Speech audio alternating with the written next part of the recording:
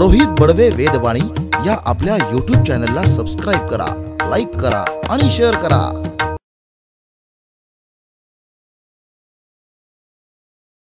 कहीं और अपनी आसक्ति कहीं और, जैसे राजा के पास हम लोग काम करेंगे, कर्मचारी लोग काम करेंगे क्योंकि राजा उनका आश्रय है, परंतु उनकी आसक्ति अपनी पत्नी और पुत्रों में है। कोई कहेगा हम भगवान के आश्रय में है, परंतु आपकी आसक्ति कहाँ है वो भी देखना पड़ेगा। मेरा आपकी कृपा से सब काम हो रहा है यहाँ तक कह दे, परंतु मेरा जो कुछ भी है वो भी आप ही का है प्रभु, ये भी तो भाव बने। मेरा आश्रय आप हो पर मेरा आसक्ति रखने का स्थान भी आप ही हो, क्योंकि ये ना हो कि प्रभु आपकी कृपा से मेरा संसार चल रहा है लेकिन मेरी आसक्ति है मेरी पत्नी में और पुत्रों में लगी है, संसार में लगी, ये आवश्यक नहीं हो, ये होना भी नहीं चाहिए।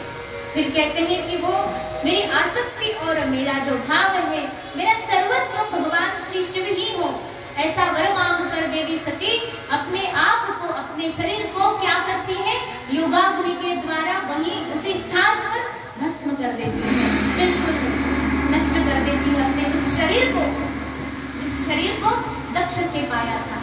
अब देवी सती इस संसार में केवल सूक्ष्म रूप से, सर्वव्यापी रूप से है, हम जैसे को दिखेंगी नहीं। अब ये देखा ही हमारी माँ चली गई हमें छोड़कर, उनके पुत्र जो सारे शिवगण थे वो तो बहुत गुस्सा हो गए, क्रोध में भर गए कि अब ये तो बहुत अनिष्ट हो गया। दक्ष अपने विध्वंस को निमंत्रण दे दिया, इसने कुछ सुना नहीं, अब इसका विनाश निश्चित है। वहां उपस्थित सभी शिवगणों ने जाकर के यज्ञ का विध्वंस करना चाहा, पर महर्षि लोग थे बड़े ही अद्भुत शक्ति रखने वाले, उन्होंने उस विनाश को रोक के रखा, विनाश न हो इसलिए उन्होंने पूरे प्रयास कर लिए। अब शिव दूतों से, शिवगणों से बात नहीं बन रही है, ये खबर पहुंच गई कि हाँ भगवान शिव के पास, भगवान शिव को वहां बताया गया कि ऐसे ऐसे हुआ है, आपका अपमान हुआ, देवी सती का अपमान हुआ और आपका अपमान नहीं सहा गया, इस कारण से देवी सती ने अपने प्राण को वहीं पर त्याग दिया, अपने शरीर को त्याग दिया। अब वो इस लोक में नहीं रही, नारायण नहीं रही, प्रभु हमारी माँ नहीं रही। ऐसा सूचना मिलते ही अब भगवान शंभो महादेव भी क्रोधित हो गए, उन्होंने तत्काल वीरभद्र को भेज दिया कि जाओ दक्ष का विनाश कर लो, दक्ष को समाप्त कर दो, कुछ ना छोड़ो उसका।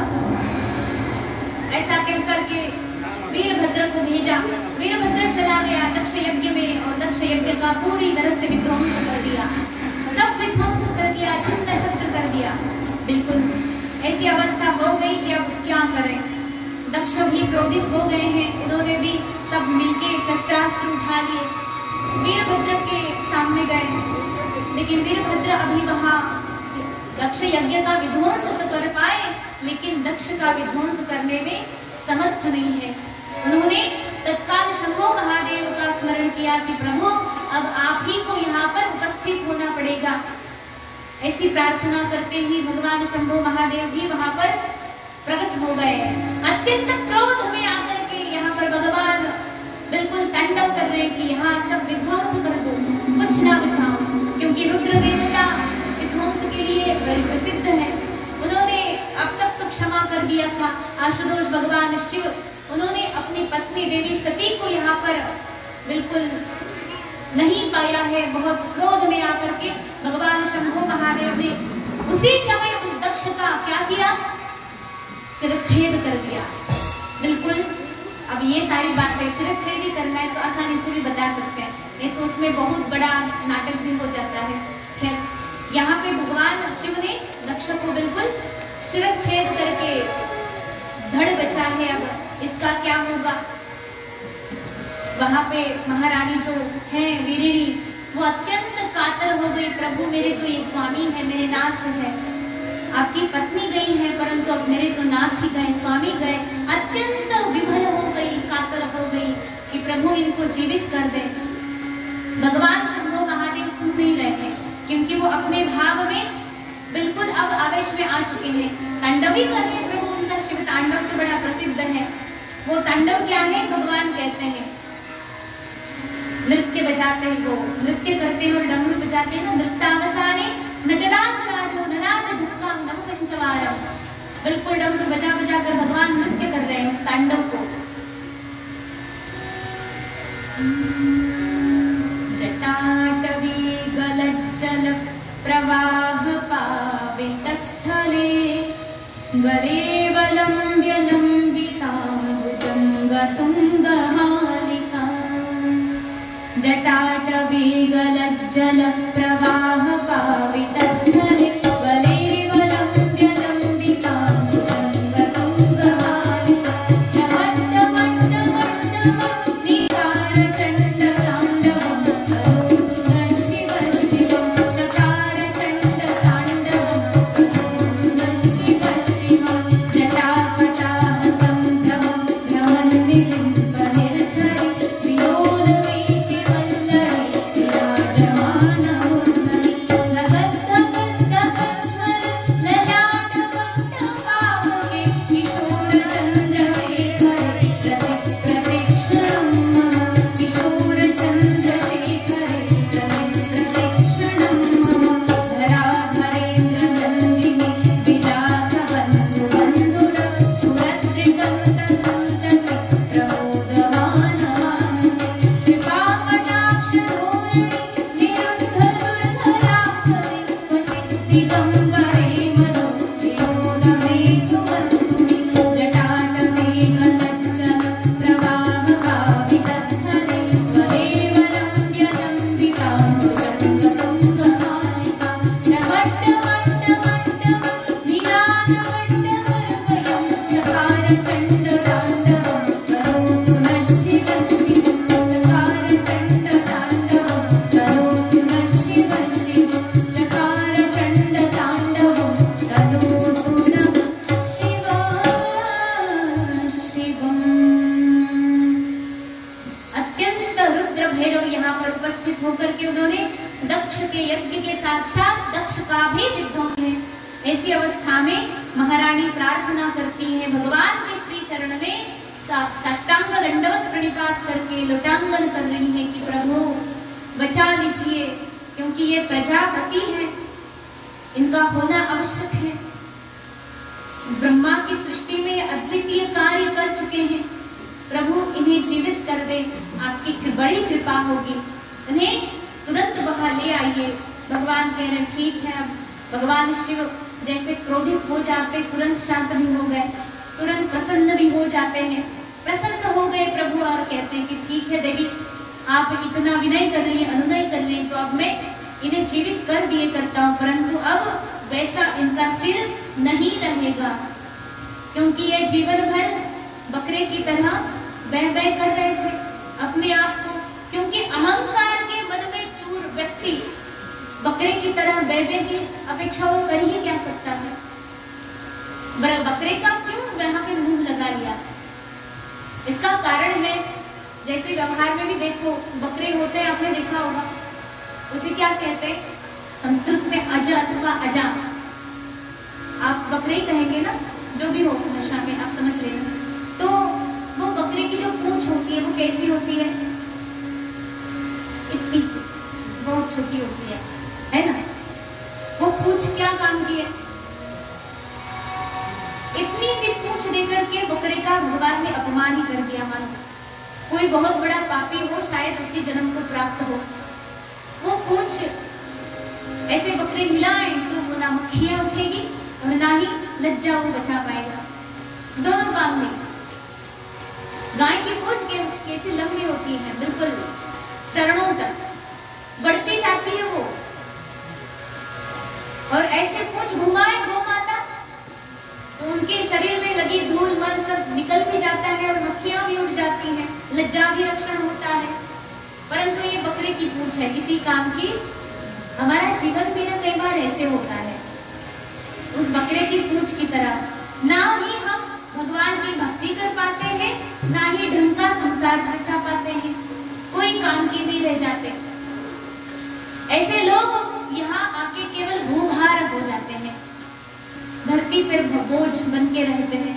ऐसे लोगों का कोई काम नहीं। दक्ष था कि अहंकार में चूर था। वो भले ही सृष्टि सर्जना कर रहा था, पर उसे लग रहा था कि ये सब मैं कर रहा हूँ, पर ये उसका भ्रम है। ये तो साक्षात देवेश्वर परमात्मा उससे करा रहे हैं और वो सोचता है कि मैं कर रहा हूँ। अपने अहंकार में चूर होकर के ये अपना जीवन भर वे कर रहा था। अब उसको बकरे का ही मुख लगा देते हैं ताकि वो वे अपना आगे जारी रखे, करता रहे। पर ये समझ तो आए कि भगवान की कृपा क्या होती है। भगवान की कृपा हमारा रक्षण कर सकती है, भगवान का क्रोध हमारा सर्वनाश कर सकता है। उनके पास वो अद्भुत अद्वितीय सामर्थ्य है, तो इसलिए करें क्या, भगवान की शरण में जाए। दक्ष को जीवित कर दिया प्रभु ने। दक्ष जीवित हो गया, उसे पता चला कि मेरी कैसी बड़ी भूल थी, साक्षात परमेश्वर से मैंने बैर पाल लिया, ये अच्छी बात नहीं है। पर अब लज्जा भी आती है कि कैसे अब उनके सम्मुख हम जाएं। पर अब मुख बदल गया है ना, कहते हैं कि हमारा काला मुंह हम आपको कैसे दिखाएं, इसलिए अब मुख भी बदल गया है। वो काला था वो गिर गया, अब जो आया है वो तो काला ही है, लेकिन फिर भी भगवान का दिया हुआ प्रसाद है, उसमें अब तक कोई दोष नहीं है, अब तक इसने कोई दोष किए नहीं है। उस मुख, जिस मुख से निंदा की गई थी वो मुख तो अब गिर गया है। अब जो नया मुख मिला है उस मुख से अब ये सावधानी रखो कि इस मुख से कहीं भगवान की फिर से निंदा न हो जाए। अब क्या करें, उस मुख से हम भगवान की स्तुति गाएं, ऐसा कह करके यहाँ पे जो दक्ष है भगवान को कैलाश के निवासी नमो बार बार हो, नमो बार बार हो। आयो शरण तिहार भोले तार तार दो। कैलाश के निवासी नमो बार बार दो, नमो बार बार दो। आयो शरण तिहार भोले तार तार दो। आयो शरण तिहार भोले तार तार दो।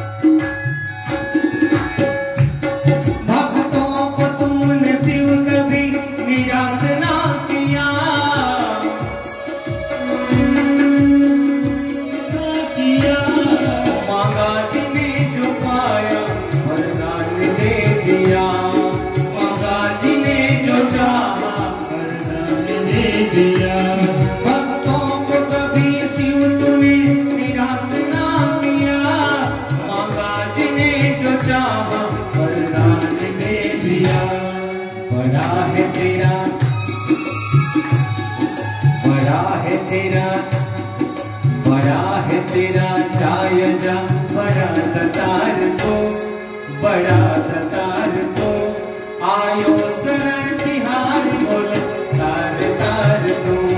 कैलाश के निवासी नमो बार बार हो, नमो बार बार हो। आयो शरण तिहार भोले तार तार तो। सभी लोग मीठी मीठी ताली बजा करके और भगवान का गुणगान करेंगे। भोलेनाथ के दरबार में बैठे हैं।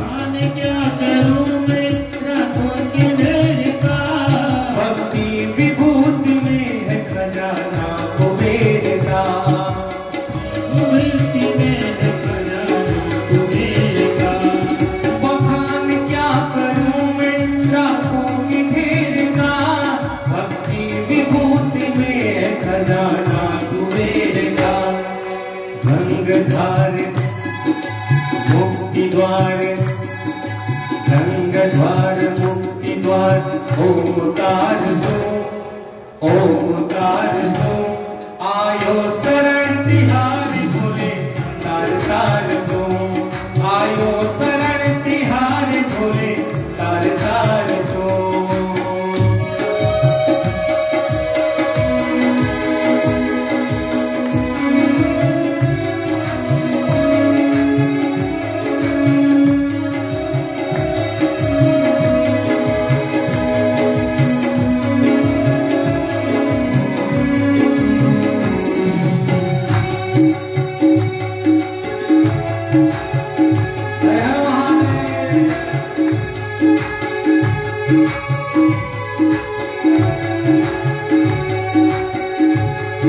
क्या क्या नहीं दिया हम क्या प्रमाण दें,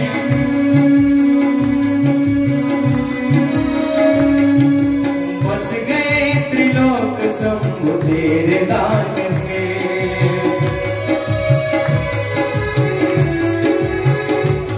क्या क्या नहीं दिया हम क्या प्रमाण दें, बस गए त्रिलोक शंभु तेरे दान से। जहर दिया जीवन दिया, जहर दिया जीवन दिया, कितना उदार तो, कितना उदार तो।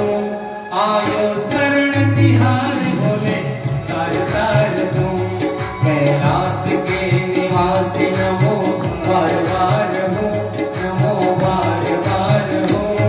आयो शरण तिहार बोले तार तार दो, आयो शरण तिहार बोले तार तार दो, आयो शरण तिहार बोले तार तार दो, आयो शरण तिहार बोले तार तार दो। जय हो। ऐसे अनन्य भाव से दक्ष ने भगवान श्री शिव के चरणों को पकड़ लिया कि प्रभु अब बचा लीजिए मुझे, आपका बहुत बड़ा अपराधी हूं मैं। मत्सव पातकी नास्ति, मैं क्या करता हूँ, बार बार अपराध किए जाता हूँ, मेरे जैसा पापी कोई नहीं। प्रभु आप बचा ले मुझे, मेरी रक्षा करे।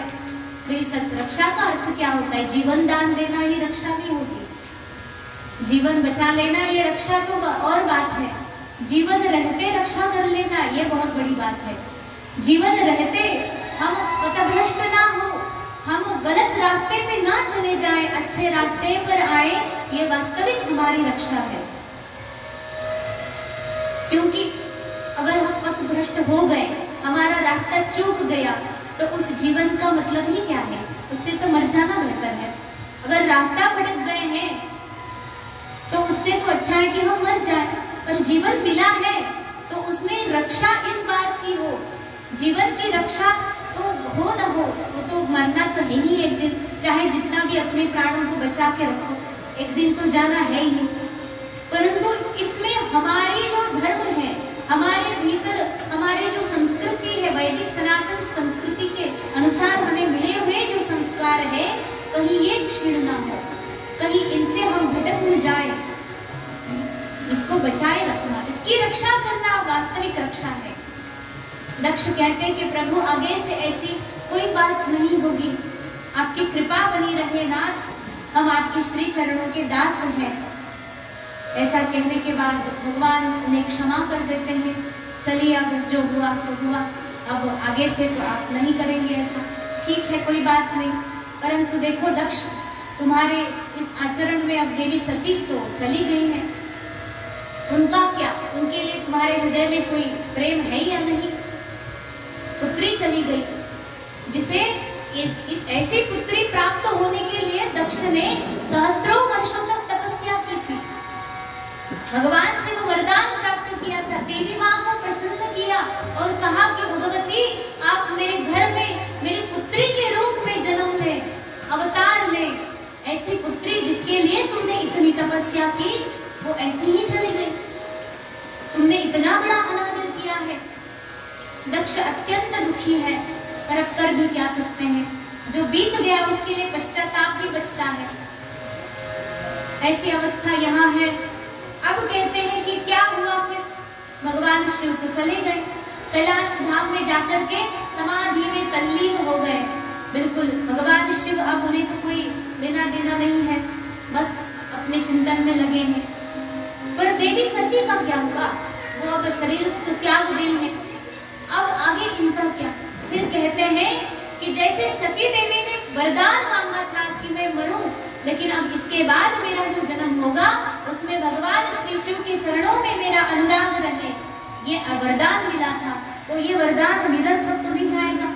इस वरदान को सार्थक करने के लिए देवी सती अब कहाँ आ रही है? फिर कहते हैं कि तिहि कारण हिमगिरि गृह जाई,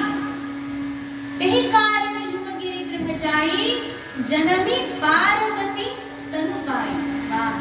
कहते हैं कि उसी कारण से, किस कारण से, भगवान के श्री चरणों में मेरा अनुराग रहे, ऐसा वरदान जो मांगा था, उसी कारण से देवी भगवती जगदम्बा भवानी अब पार्वती के रूप में हिमालय के घर पर विराजी है। अवतार लेकर के वहां भगवान परमेश्वर की प्राप्त करने के लिए भगवती जगदम्बा भवानी साक्षात यहाँ अवतार धारण करके आई है। जब भगवान के अवतार होते हैं तो सब लोग स्तुतियां गाते हैं, सुमन उधरते हैं, बहुत अच्छे से उनकी मतलब अर्चना, वंदना, दास्य सख्य आदि जो नवदा भक्ति इनके साथ भगवान की शरण में जाते हैं। यहाँ पर भी जो है भगवती देवी पार्वती माता अवतार लेती है हिमालय के घर में, क्योंकि हिमालय का भी बड़ा अहोभाग्य है। तपस्या के बिना भगवान आते नहीं है। ये तपस्या भी करते हैं हिमालय, इनकी घोर तपस्या है। इस तपस्या से ही भगवान या ठिकाने येतात, प्रसन्न होते हैं। क्योंकि देखिए जितने तपस्वी लोग हुए हैं ना, वो सारे जाकर के क्या करते हैं? तपस्या। पर कहाँ? कहते ना, अब मुझे कुछ बचा नहीं, मेरा मोह माया सब छूट गया, अब मैं जाऊंगा हिमालय, जाऊंगा तपस्या करूंगा, हिमालय में जाकर संन्यास ले लूंगा। यही कहते हैं ना, जितने लोग हुए हैं उन सभी ने हिमालय में तपस्या की है।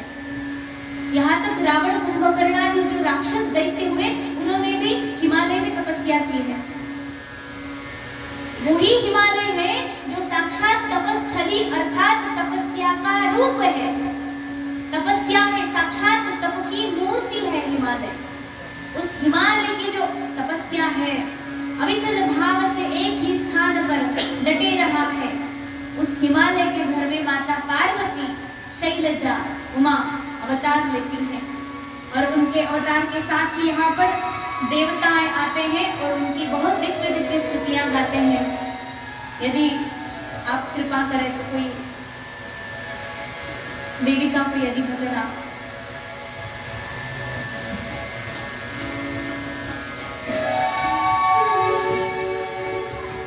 ओ विनती सुन ले, लूंगा जन्म भर तेरा नाम,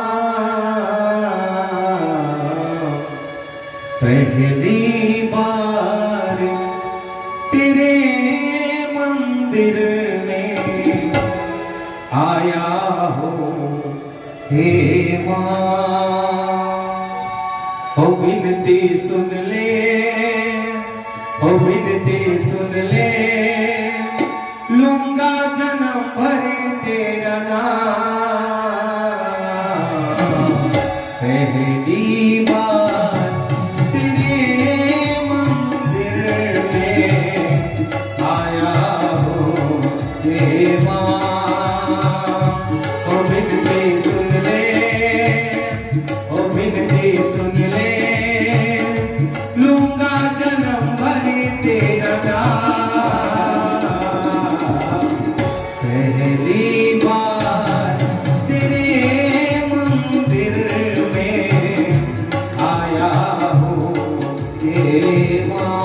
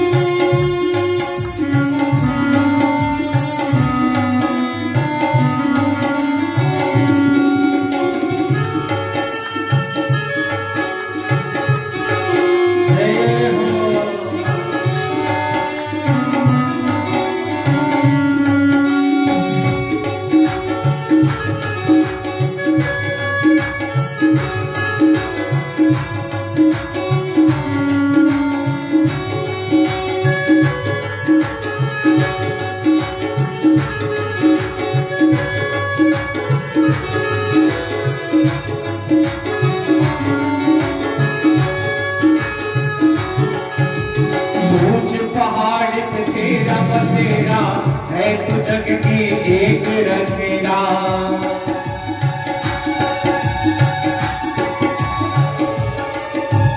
ऊंच पहाड़ पे तेरा बसेरा है तू जग की एक रखेगा। ऊंच पहाड़ पे तेरा बसेरा है तू जग की एक रखेगा। आज तू आके दर्शन दे दे, आज तू आके दर्शन दे दे, धन्य हो जाऊं मां। पहली बार तेरे मंदिर में आया हूँ हे मां। पहली बार तेरे मंदिर में आया हूँ हे मां।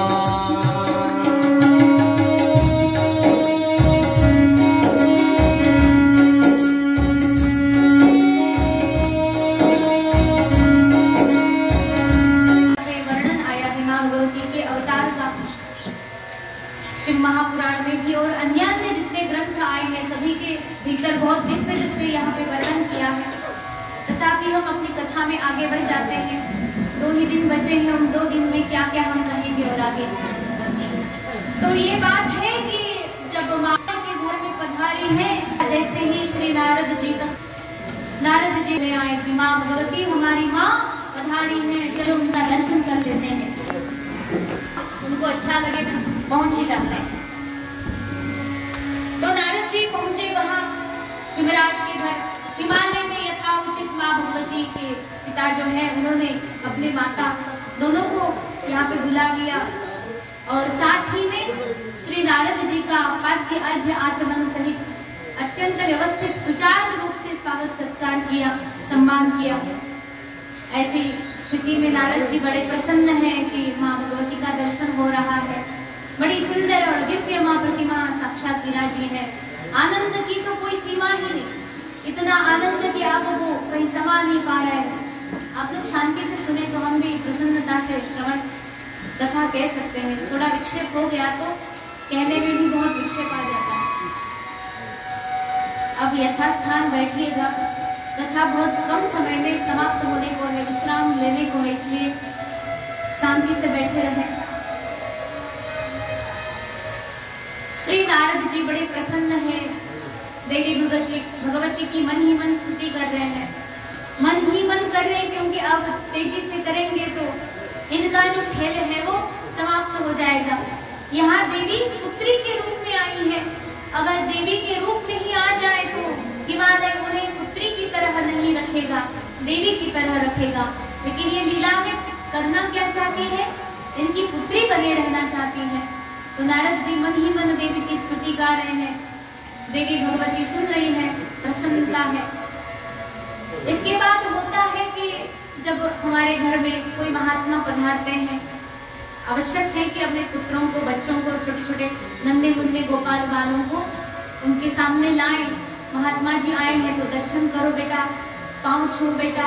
अब ये भी ऐसी स्थिति है ना, ये लोग ऐसे खड़े रहेंगे लाठी की तरह, ऐसे झुकेंगे नहीं बिल्कुल भी। ये स्वयं झुकेंगे नहीं और बच्चों को बोलते कि झुको, नमस्कार करो, प्रणाम करो। बच्चे तब प्रणाम करेंगे ना जब आप करो। पहले आप करो। प्रणाम कैसे किया जाता है, प्रणाम होता क्या है, पहले आप करो, कहते प्रणाम करो। बच्चों को आप जो सिखाओगे, जो दिखाओगे, वही तो वो सीखेंगे, वही तो वो करेंगे। इसलिए महापुरुषों को घर में अवश्य निमंत्रण दे दिया करें। महापुरुषों को कोई ये नहीं कि आप कोई त्योहार पर्व आए और तब हम महात्मा को निमंत्रण देंगे, ऐसी कोई अपेक्षा नहीं रखनी चाहिए। जब भी महात्मा हमारे सम्मुख उपस्थित हो तो उन्हें हमारे घर में ले जाना चाहिए। घर पवित्र होता है, वातावरण शुद्ध होता है और वो आए हैं, इसलिए हम अपने घर में भी अच्छी तरह से पवित्रता और बढ़ा लेते हैं, कहीं महात्मा जी हम पर क्रोधित न हो जाए। और उसी में हम छोटे बच्चों को संस्कार देने के लिए भी ये कार्य अवश्य करें कि प्रभु पधारे हैं, गुरुदेव पधारे हैं, तो बच्चों को भी सामने बिठाएं, नमस्कार करवाएं, उनके साथ वार्तालाप कराएं, बच्चों को कहें कि गुरुदेव की वाणी सुनो, वो क्या कहते हैं। ये संस्कार बड़े मायने रखते हैं। जब हम जीवन में आगे बढ़ते हैं, बड़े होते हैं, तब जाकर के ये सारे संस्कार हमारे बहुत काम आते हैं। तब पता चलता है कि हमारे माता पिता का हमारे जीवन में क्या अवदान रहा है, कितने बढ़िया संस्कार उन्होंने हमें दिए हैं। इसी प्रकार से यहाँ भी हुआ। हिमालय अपनी पुत्री देवी पार्वती को आगे बिठा लिए, छोटी सी बालिका है, बच्ची है, और कहते हैं कि श्री नारद जी प्रभु आप पधारे हैं, तो अब कृपा करके मेरी जो पुत्री है इनके जीवन का कुछ आप विस्तार रूप से मुझे कुछ बताएं कि ये कैसी होगी, इनका जीवन कैसा जाएगा, इनके पतिदेव कौन होंगे, कैसे होंगे। हमारी पुत्री इतनी अच्छी है तो उसका जीवन भी अच्छा जाए। ये तो स्वाभाविक है, हर एक माता पिता की ये इच्छा रहती है कि हमारे बच्चे जैसे ही जन्म लेते हैं तुरंत ही उनको आस लग जाती है कि ये बहुत बड़े, बहुत उनके सपने पूरे हो, फलान हो, ऐसे हो, वैसे हो। तो यहाँ भी कुछ यही भाव है। हिमालय नारद जी से कहते हैं कि आप कुछ बताइए। नारद जी कहने लग जाते हैं कि हिमालय तुम्हारे में घर में जो पुत्री आई है वो बड़ी अद्भुत है, बड़ी दिव्य है, बड़ी सुलोचना है, सुलक्षणा है। ऐसी सुलक्षणा पुत्री युगों युगों में किसी के घर में जन्म लेती है। ऐसी दिव्य पुत्री तुम्हें मिली है, ये तो भगवान की कृपा है तुम पर कि ऐसी पुत्री तुम प्राप्त कर सके हो, बड़े भाग्यशाली हो तुम। नारद जी कहते सब शैल सुलक्षण सुता तुम्हारी, अनहु जय अब अवगुण दुईचारी सुनहु। हे शैल, हे हिमाचल, हे हिमालय, तुम्हारी पुत्री बड़ी सुलक्षणा है, इसमें कोई दोष नहीं है, पर अब कुछ ऐसे भी गुण हैं जो तुम्हें सुन लेने चाहिए, क्योंकि तुमने ही कहा है कि इसका भविष्य बता दो, इसका भाग्य बता दो, और स्त्रियों का भाग्य तो अपने पति में ही छिपा रहता है। तुम्हारे कहने का तात्पर्य मैं समझ गया, तो अब मैं वो बात बताऊंगा, तुम ध्यान से सुनना। शायद हो सकता है कि तुम्हारे हृदय को पीड़ा पहुंचे, पर अपना मन मैला न करें। नारद जी सुनने के लिए, सुनाने के लिए प्रस्तुत है। वो कहते सुनो मुझे अब अवगुण दुईचारी, कुछ दो चार अवगुण है, कुछ दोष है, अब वो सुन लो। अब ये दोष जो है ये इनके तो नहीं है, पर इनके होने वाले जो पतिदेव हैं इनके पास ये सारे अवगुण अवश्य हैं, इनको तुम अवश्य सुन लो। अब नारद जी कहना शुरू कर देते, वो कहते हैं अगुण अमान मातु पितु हीना, उदासीन सब संशय छीना। 11 प्रकार से वो इनके होने वाले पतिदेव का वर्णन करते हैं। उस वर्णन से पता चल जाएगा कि वो व्यक्ति है कौन। वो कहते हैं कि वो अगुण है, अमान है, मातु पितु हीना, उनके पास कोई गुण नहीं है, उनका कोई मान नहीं है, कोई मान नहीं जिनका। वो कहते हैं क्या इसका कोई मान ही नहीं है, मतलब कोई मानता ही नहीं। कुछ ऐसे लोग होते हैं जो हमेशा कुछ भी बोलते रहते हैं, कुछ भी बोलते जाते हैं। कई बार उनकी वो बात बोलने की आदत उनको कभी कभी बहुत महंगी पड़ जाती है। बहुत महत्वपूर्ण बात भी वो कभी किसी दिन कह देते हैं और लोगों को लगता है कि ये हमेशा की तरह बस बकता ही जा रहा है, इसे कुछ कहना नहीं है, बोला ही जा रहा है। महत्वपूर्ण बात भी वो मिस कर देता है। यहाँ पे वो मतलब ठीक से लोगों को सुना नहीं पाता है, क्योंकि वो अपनी आदत से मजबूर है, करे क्या। वैसे ही ऐसे व्यक्ति का कोई मान नहीं होता है, इसे कोई नहीं मानता। तो यही अर्थ निकल आएगा ना कि जो इनका होने वाला पति है उसका कोई मान ही नहीं। अच्छा चलो आगे आगे कुछ अच्छा तो बताओ। कहते नहीं अच्छा नहीं, अब बुरा ही है। देखो मातु पितु हीना, इनके कोई माता पिता नहीं है। देखो बिना माँ बाप का है। अब कोई बेटा अगर उसके माता पिता नहीं है तो कैसे लक्षण वाला होगा, पता नहीं क्या। जिसके माता पिता ही नहीं है, उसका जन्म कहाँ से हुआ है, क्या कुछ ठाव ठिकाना नहीं है, पता ही नहीं किस कुल का है, कुछ जाति का, कुछ वंश का, कुछ पता ही नहीं। ऐसे व्यक्ति को हम अपना दामाद कैसे बनाए भला? आप ऐसा करेंगे? आप लोग करेंगे ऐसा? अपनी पुत्री का ब्याह ऐसे जगह कराओ, उस व्यक्ति का कोई अता पता नहीं है, उसके कोई माता पिता नहीं है, उसका कोई कुल जाति का कोई मर्यादा कुछ है ही नहीं मालूम। ऐसी जगह तो कर नहीं सकते। ये कह रहे कि इनका कोई माता माता ही ना है ही नहीं, कोई माता पिता। अच्छा तो चलो आगे आगे कहते हैं उदासीन सब संशय छीना, उदास रहते हैं हमेशा। उदास हम कहते हैं क्या उदास बैठा है, उदास का अर्थ क्या होता है? अत्यंत खिन्न मनस है, उसके पास सुख का अभाव है, ऐसे है।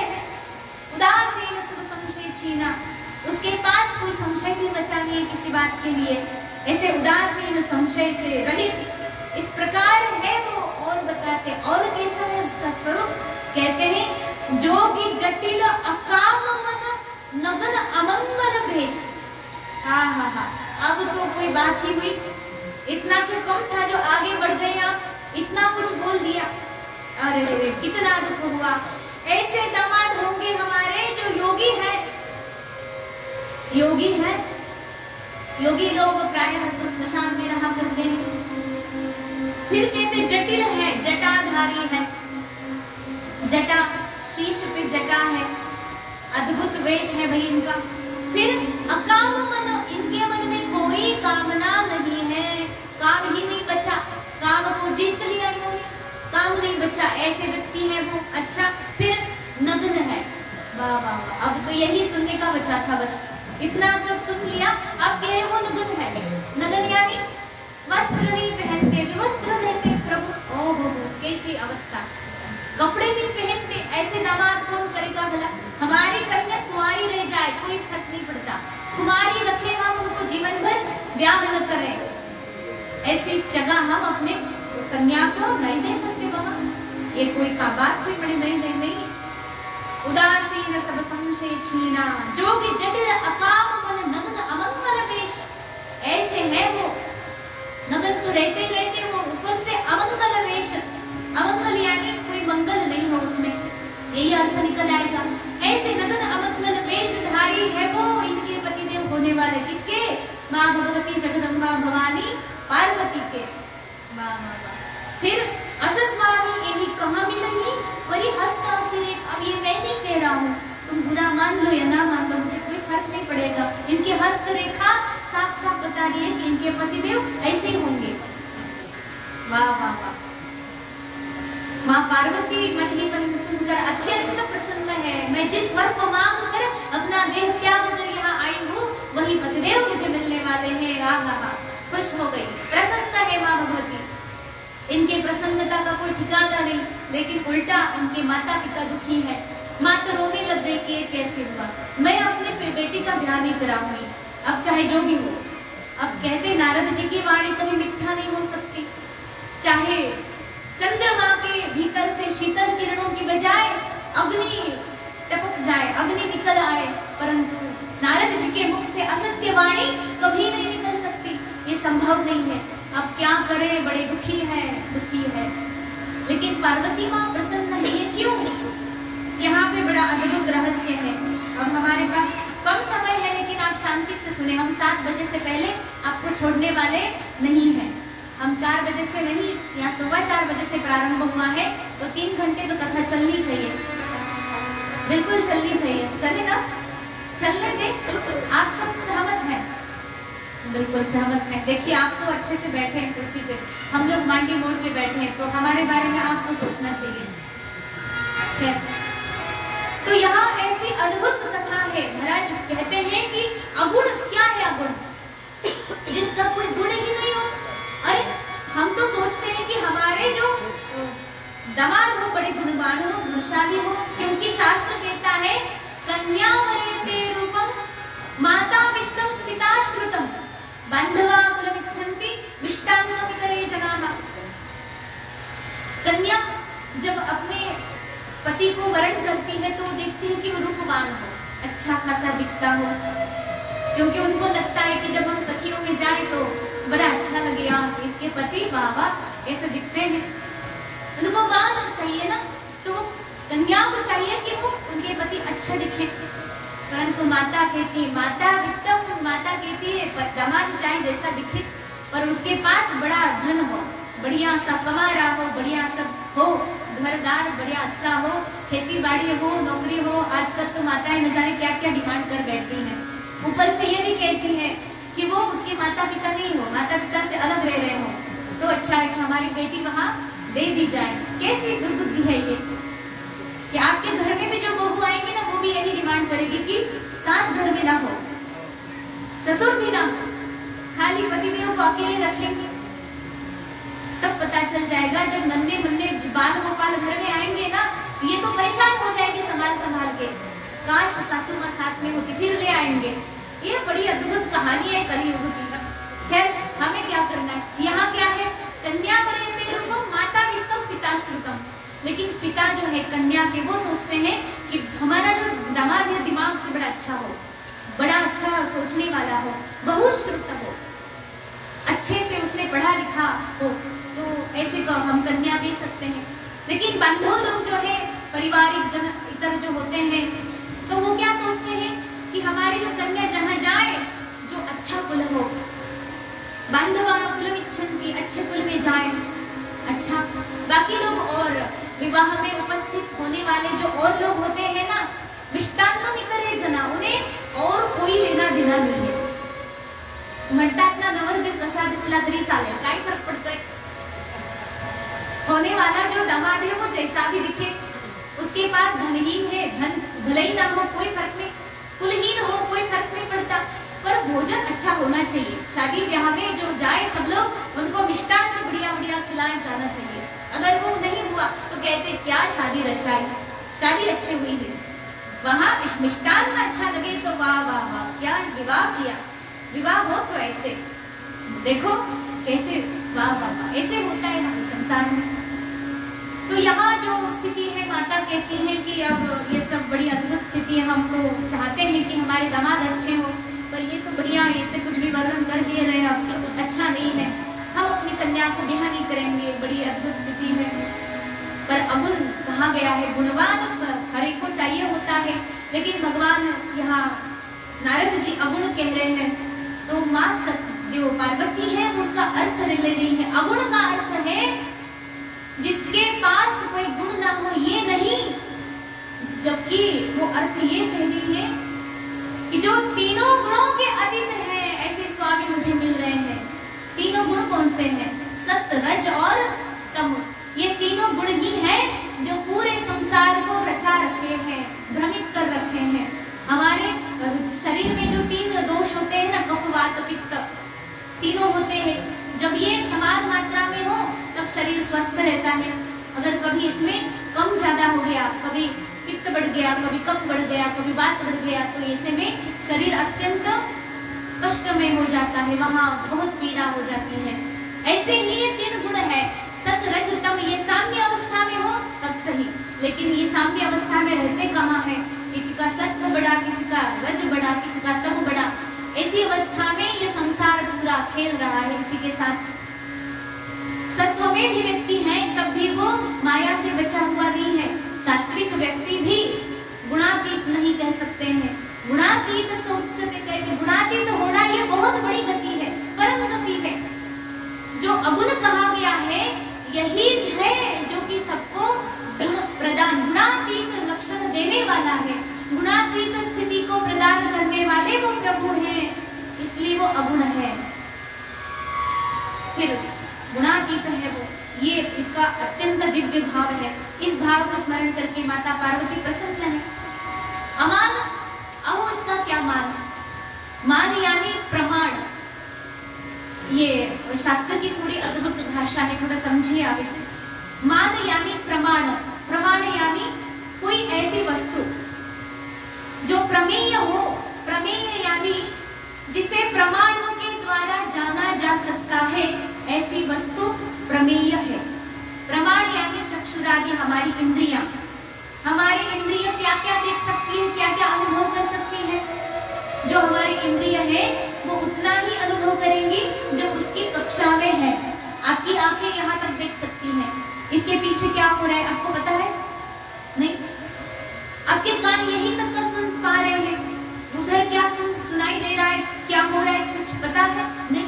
हमारी जो इंद्रियां हैं ये एक ऐसा प्रमाण है, प्रत्यक्ष अनुमान इत्यादि जो प्रमाण है इसी को केवल कर सकती है, परंतु परमात्मा परमेश्वर जो है ये इस प्रमाणों का विषय नहीं है, वो प्रमाणों के द्वारा जाने जा सकते नहीं है, इसलिए वो अमान है, यानी कि अप्रमाण, अप्रमेय है। अप्रमेय, अप्रमेयो ऋषिकेशो वासुदेवो जनार्दन, वो परमेश्वर अप्रमेय है, उसे किसी प्रमाण के द्वारा जाना नहीं जा सकता, इसलिए वो अमान है। ऐसे है मेरे स्वामी। माँ भगवती फिर खुश हो रही है, फिर कहते हैं मातु पितु हीना। देखो इनके कोई माता पिता नहीं है, क्योंकि तो माता पिता का प्रश्न है, इनका कोई जन्म नहीं है, इनका जन्म ही नहीं हुआ है। ऐसे स्वयंभू है ये, इसलिए तो शंभू है ये, साक्षात अवतार हुआ है इनका, पूरी सृष्टि इन्हीं से है, तो इनके नाथ कौन, इनके माता पिता कौन होंगे? इसलिए मातु पितु हीना, ऐसे है मेरे प्रभु मातु पितु हीना। फिर कहती माँ, इसका अर्थ भी बढ़िया लगा रही है। देखिए अब नगन अमंगल भेष, ये भी तो कह रहे, अब उदासीन सब संशय छीना, उदासीन है वो, उदासीन का अर्थ होता है उत आसीन, उत यानी ऊर्ध्व, ऊर्ध्व गति को चले गए हैं वो, ऊर्ध्व गति पर आसीन है वो, ऊंचे स्थान पर वो विराजे हैं, ये एक अर्थ। और हमारे हृदय में जो आशा होती है ना, आशा पाश, पाश यानी बंधन, जो बंधन है आशा का, वासना का, वो सारे बंधन जिसके ऊपर उड़ चुके हैं, ऐसे व्यक्ति को उदासीन कहते हैं, और ऐसे उदासीन व्यक्ति मेरे पतिदेव हैं। इस बात से माँ भगवती फिर खुश। देखिए उदासीन सब, जिनके मन में अब कोई संशय नहीं बचा है। देखिए दो व्यक्तियों को संशय नहीं आता है, संशय बीच वाले व्यक्ति को आता है, जिसे कुछ समझ नहीं आ रहा है, कुछ भी समझ नहीं आता, उस व्यक्ति को कोई संशय भी नहीं आता, क्या होगा क्या हो रहा है, कुछ थोड़ा तो समझ आए, कुछ संशय आए, इसे कुछ भी समझ नहीं आ रहा। और उस व्यक्ति को भी संशय नहीं आता जो सब कुछ समझ चुका है, जिससे अब कोई संशय का कारण ही नहीं बचा है। और बीच वाले जो लोग होते हैं, जो कुछ कुछ समझे हैं, सब कुछ नहीं समझे हैं और बिल्कुल अज्ञानी भी नहीं है, तो बीच वाले लोग बिल्कुल संशय में ही भरे रहते हैं। लेकिन भगवान जो शंभो महादेव है, वो सब संशय से रहित है, ऐसे मेरे स्वामी है। फिर माँ भगवती प्रसन्न है, देखो सब संशय छीना। फिर कहते जोगी, जोगी जटिल अकाम मन, वो योगी है, तापस वेशधारी है, जटा झूठ बंधा है। फिर ये भी तो अच्छे ही लक्षण है, क्योंकि जो व्यक्ति अगुण है उसके गुणों का हम चिंतन कर सकते हैं। कैसे? अब देखिए संसार में अगर हम किसी के गुणों को देख करके मोहित हो गए, तो हो सकता है कल को वो सारे गुण घट भी जाए।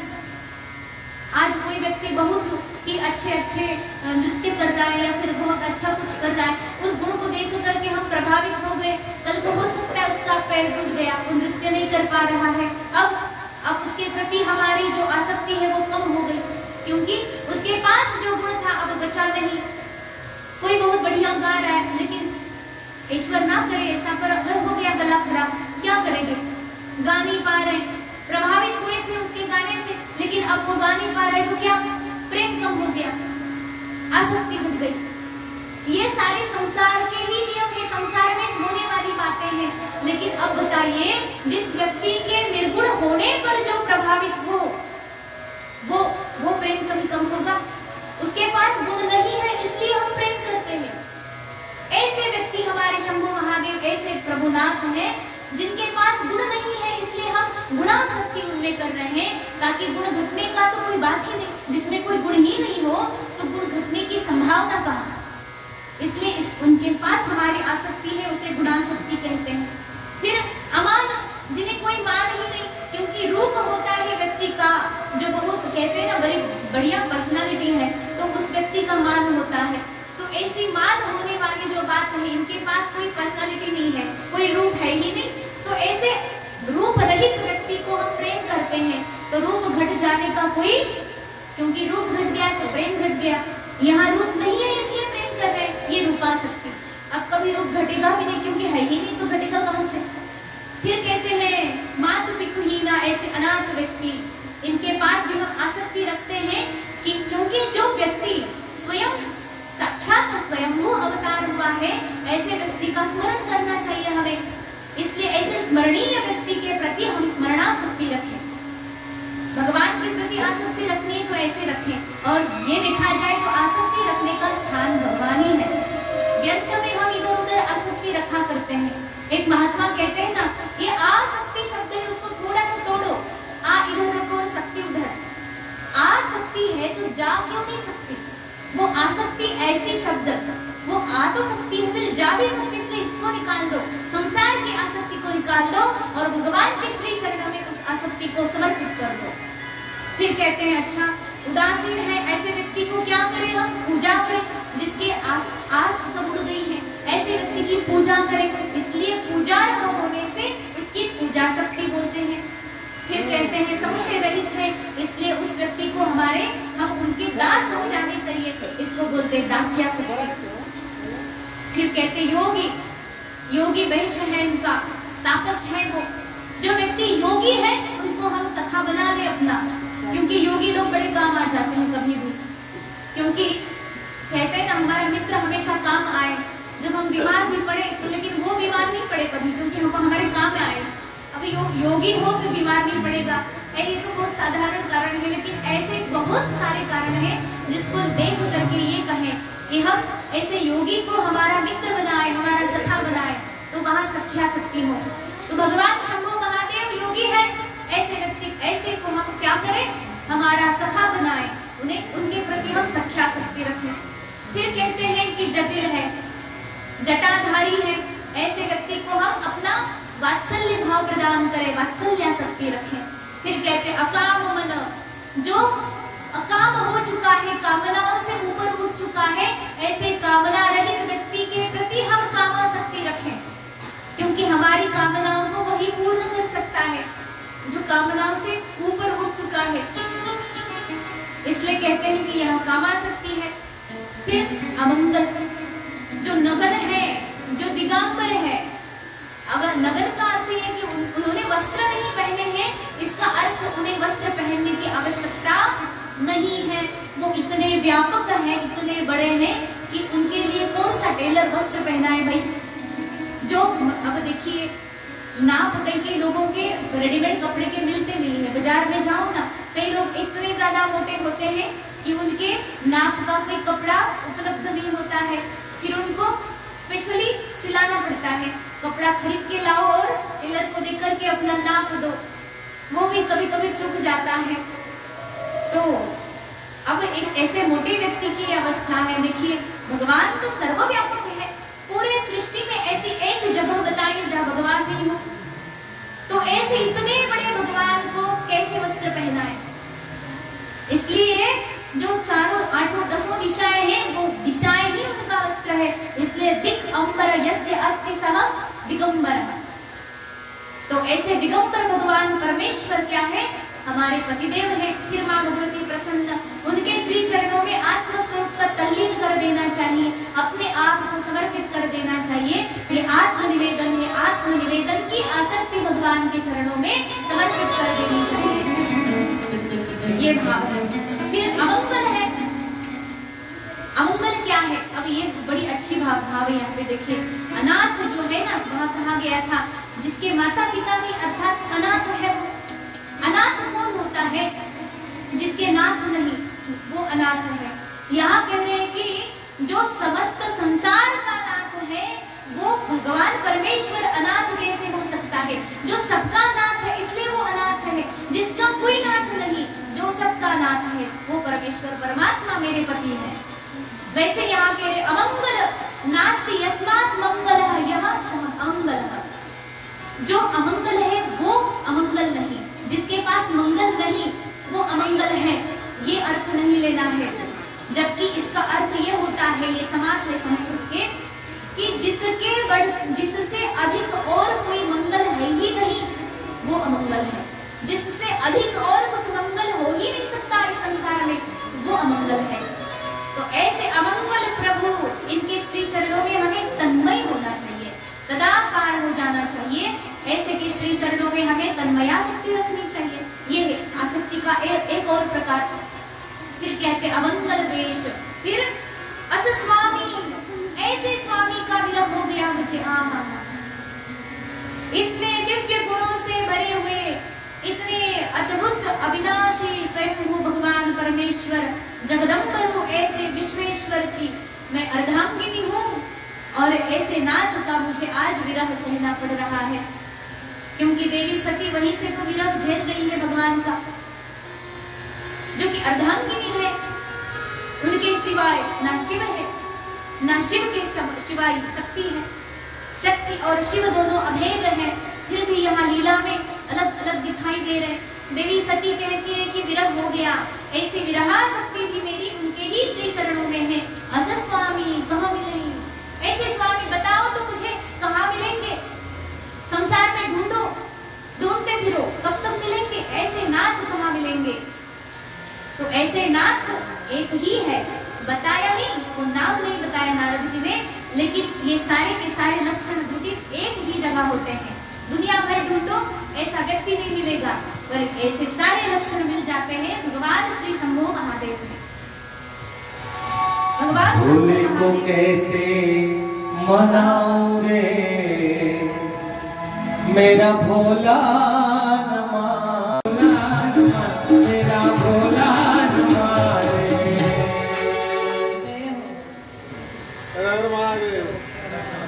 भोले को कैसे मनाऊं। अब ऐसे इतने अच्छे पतिदेव मुझे मिलने वाले तो हैं, लेकिन उन्हें मैं कैसे मनाऊं। क्या वो मान जाएंगे, क्या हमारे साथ विवाह करेंगे। माँ भगवती अब इस बात में प्रसन्न है कि वो मिलेंगे, लेकिन उसके लिए करना क्या पड़ेगा। यहाँ पे हिमालय बड़े ही निवेदन के साथ नारद जी को कहते हैं कि नारद जी आपने ये सारे दोष तो बताए, लेकिन इस दोष निवारण का कोई कारण, कुछ और माध्यम भी तो होगा, कोई उपाय तो होगा। आप बताइए क्या उपाय करना पड़ेगा, जिस उपाय के बल पर ये दोषों को हम निवारण कर सकते हैं। तो नारद जी कहते हैं कि महाराज आप चिंतित ना हो, क्योंकि हमारे अनुमान ऐसा कहते हैं कि ये सारे के सारे लक्षण जो है केवल भगवान शिव में ही घटित होते हैं। हम तो यही देख रहे हैं कि आपकी पुत्री भगवान शिव के साथ विवाह करने वाली है। आप चिंतित न हो, ऐसे वरदान है ये तो, मतलब जो दोष बताए हैं ये दोष नहीं, अभी तो वरदान है। परंतु भगवान शिव को प्राप्त करना क्या इतना आसान है। बस इन्होंने भविष्यवाणी कर दी और ये हो गया, ऐसे तो नहीं हो सकता।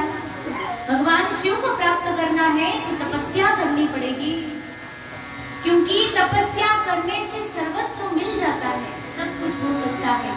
इसी तपस्या के बल से ब्रह्मा सृष्टि की रचना करते हैं, इसी तपस्या के बल पर विष्णु क्या करते हैं, सृष्टि का पालन, और इसी तपस्या के बल पर रुद्र जो है सृष्टि का संहार करते हैं।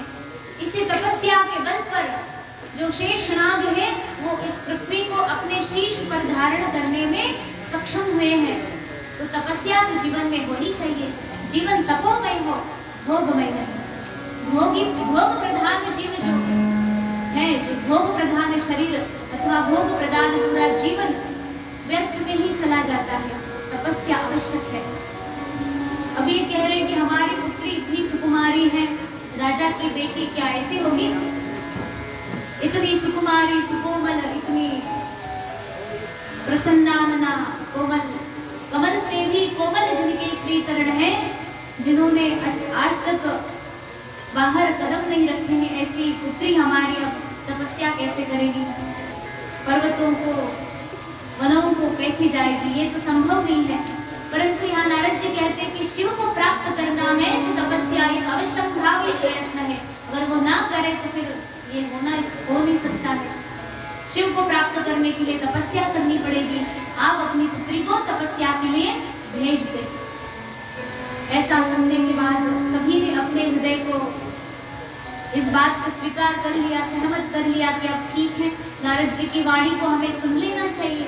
माँ भगवती जगदम्बा भवानी तपस्या के लिए जाती हैं। ध्यान रखिए, ये जो श्लोक है ना, प्रथमम शैलपुत्री च द्वितीयम ब्रह्मचारिणी तृतीयम चंद्रघंटेति पुष्पाण्डेति चतुर्थकम। ये सारी जो देवियां हैं नवदुर्गा, ये अलग अलग देवी नहीं है, ये माँ भगवती जगदम्बा पार्वती के ही रूप हैं। पहले शैल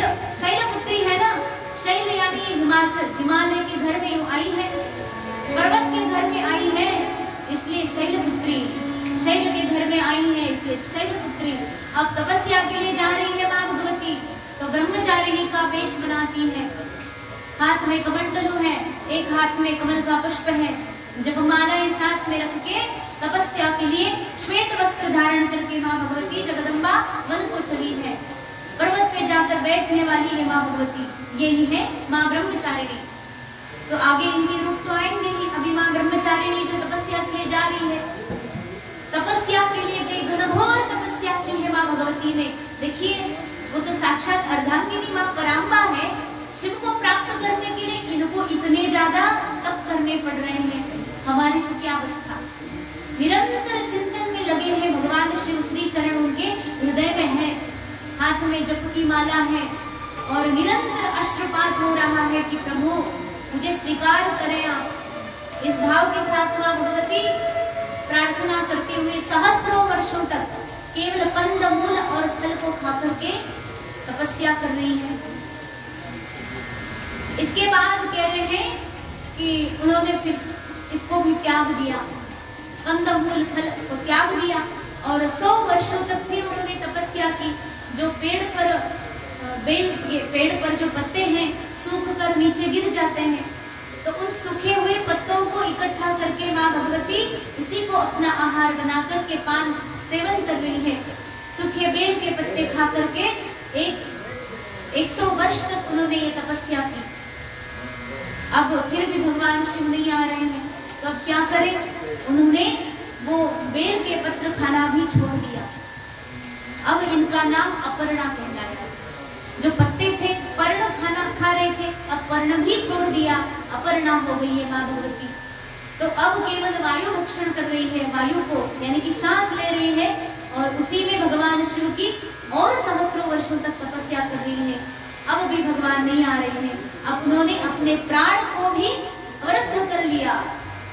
ऐसे योगी लोग सहस्रों वर्षों तक अपने प्राण को लेकर के भीतर ही दबाए रख सकते हैं या प्राण को छोड़कर बाहर ही रख सकते हैं, रोक सकते हैं। इनको प्राण के ऊपर विजय मिल गई है। ऐसे व्यक्ति जो योगी होते हैं। अब योगी जिनके पति होने वाले हैं वो भी तो साक्षात योगिनी है। माँ भगवती जगदम्बा ऐसी अवस्था में तपस्या किए जा रही है। फिर अंततः होता क्या है? सब लोग देखते हैं कि इनकी तपस्या तो सफल होने वाली है। भगवान श्री राम क्या करते हैं? अब देख रहे हैं कि माँ भगवती को इन्होंने वरदान दे रखा था कि भगवान शिव का अनुराग इनको हो। तो भगवान श्री राम गए कैलाश पर्वत पर विराजे हुए भगवान शिव से प्रार्थना करते हैं कि प्रभु आप अब अपना जो संसार में घूम रहे हैं, श्री राम की कथा करवा रहे हैं, ये काम तनिक थोड़ा बंद करें, थोड़ा रुके इसके लिए, क्योंकि मैं कह रहा हूँ आप हमें वचन दीजिए नाथ कि आप माँ भगवती के साथ जगदम्बा भवानी जो आपके लिए ही अवतीर्ण हुई है उनके साथ विवाह कर लीजिए। अब स्वामी की आज्ञा है, चाहे हो न हो, हमारे लिए गुरु की आज्ञा और स्वामी की आज्ञा सदैव माननीय है। माता पिता की आज्ञा सदैव माननी चाहिए। अब ये स्वामी की आज्ञा है, हमें मान लेनी चाहिए। इसलिए शिव कहते हैं कि हमने आपको वचन दिया कि हम पार्वती देवी के साथ विवाह करने के लिए तैयार हैं। पर अब देख रहे हैं कि पार्वती देवी सही मायने में इसके लिए योग्य है या नहीं। तो सप्तर्षियों को परीक्षा के लिए भेजा। कहते हैं सप्तर्षि पार्वती देवी को कि क्या आप इस विवाह से पसंद है? जिस व्यक्ति को आप चाह रही हैं, क्या ये व्यक्ति आपको सच में पसंद है? नारद जी की क्या बात सुनते हो? नारद जी की बात जिन जिन लोगों ने आज तक सुनी है उनका संसार उजड़ गया है। संसार बसने की बजाय संसार उजड़ गया है। देखो जितने लोग आज तक नारद जी से शिक्षा पाए हैं वो सन्यासी बन गए हैं। अब ये स्वयं सन्यासी है, वो सन्यासी व्यक्ति क्या किसी और का विवाह क्यों कराएगा भला? वो भी चाहेगा कि ये भी सन्यासी ले। लोग हनुमान जी के पास जाते हैं कि हमारा ब्याह नहीं हो रहा है। अब ये ब्रह्मचारी व्यक्ति आपका ब्याह हो, ये आशीर्वाद कहाँ से देंगे? ये कह रहे कि ये सही नहीं है। नारद जी जो आपको लुभा रहे हैं ये अच्छा नहीं। नारद जी के वचन पर जाकर क्यों कहते? आपने तपस्या की, इस तपस्या पर लोग प्रसन्न है, हम प्रसन्न है, बहुत अच्छे वर को हम ढूंढ लाए हैं। विष्णु जी को सामने करके वो कहते हैं ऐसे सुंदर सुकुमार शरीर वाले ऐसे व्यक्ति के साथ जो कमल नयन है, कमला के पति हैं, ऐसे के साथ हम आपका ब्याह करा देंगे, आप अभी मान जाइए, शिव जी को छोड़ दीजिए। वो कहती हैं कि अब मैं शायद शिव जी को छोड़ आज्ञा, उनकी यहाँ पे जो भी बात उन्होंने मुझे कही है, उनका उपदेश मैं नहीं छोड़ सकती। अगर आप पहले आ गए होते तो मैं आपकी बात मान लेती। शिव जी के मन में, मेरे मन में शिव जी बसे हैं, उनको निकाल देती, परंतु अब ये संभव नहीं है। गुरुदेव की आज्ञा में पालन करूंगी और उन्हीं की आज्ञा से ही मैं शिव जी के साथ ही विवाह करूंगी। इस प्रकार से यहाँ पे शिव जी के विवाह तक का प्रसंग आज की इस कथा में आ गया है। मुझे पता है आप सब लोग सोच रहे हैं कि कब कथा समाप्त होगी, हमको जल्दी है, घर जाना है। तो ऐसी अवस्था में हम क्या करेंगे, अभी कथा को विश्राम लेंगे, लेकिन अब एक सूचना आपको आवश्यक। रोहित बडवे वेदवाणी या आपल्या YouTube चॅनलला सबस्क्राईब करा, लाईक करा आणि शेअर करा।